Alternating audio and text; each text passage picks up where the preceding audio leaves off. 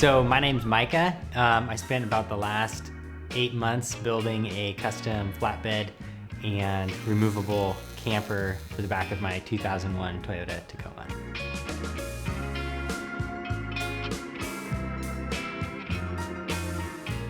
I feel like there wasn't any point in my life where I was like, okay, now I'm gonna do this thing called overlanding, or I'm gonna just focus on car camping, because I grew up going outdoors so much, field trips, we lived on a farm for a little bit, just always interested in vehicles. My dad, we restored some cars, we swapped motors, we drove off-road, we drove on street. My grandpa raced on track. We had dirt bikes and quads and tractors, and so it was just like cars, and being off-road in a car was like just part of like my childhood.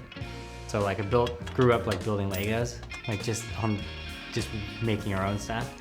And then any of the vehicles I had, I changed like to some degree. Even like the RC car, first RC car I got, I was like 16. We like trimmed the treads down off the tires. I made my own skid plate out of like a piece of plastic bin, cut holes in the airbox, and like sprayed the tires with WD-40 to soften them up, and then took it to like the local race track and like to race the other guys. So like changing stuff has always been like optimizing stuff and kind of making it more personal, and just kind of putting your own, not even just like make it different to make it different, but trying to make it different to make it perform better.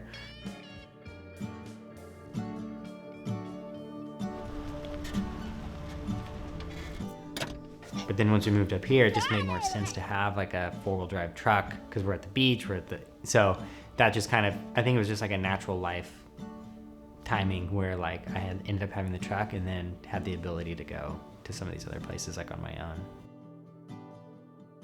Going back to the way that I view overlanding, or what I do, is like usually I'm going to a destination, and usually it's like it's all about like nature or getting outdoors.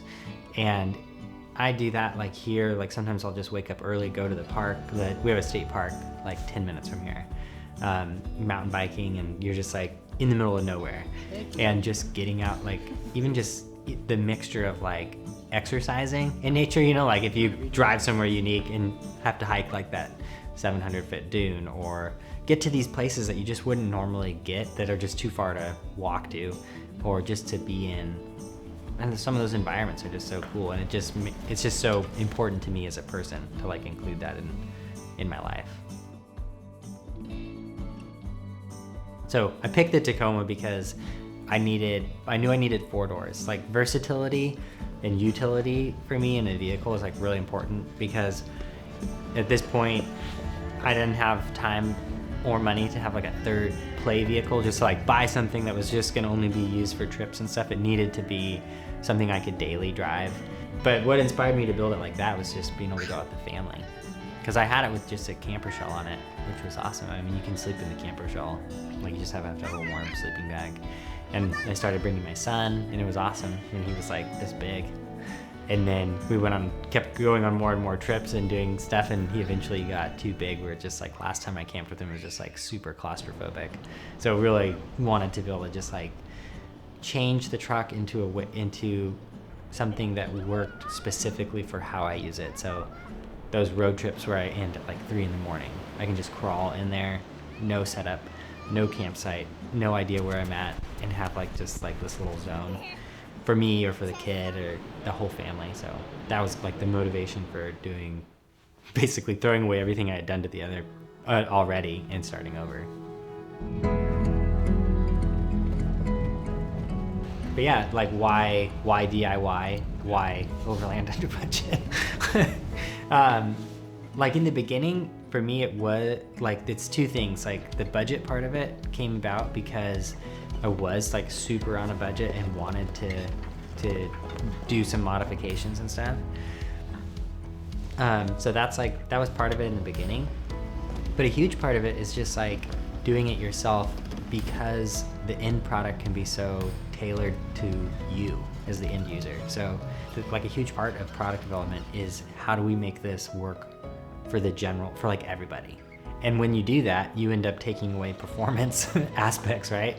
Because like you could tailor something to fit one individual like so well, but it may not work for someone else's use case.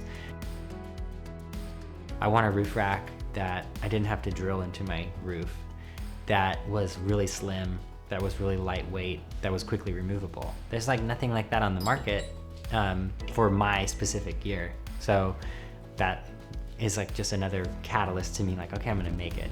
But the process of designing something and getting to use it is like it's just like a huge part. It's just like a passion of mine.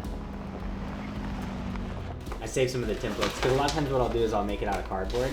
So this was like a little scale thing, basically the side of the truck, and that allowed me to like get the measurements and figure out like how that was gonna work and placement and stuff. But just trying to figure out like how many pieces I need, like how is it gonna interact? I don't know what this is.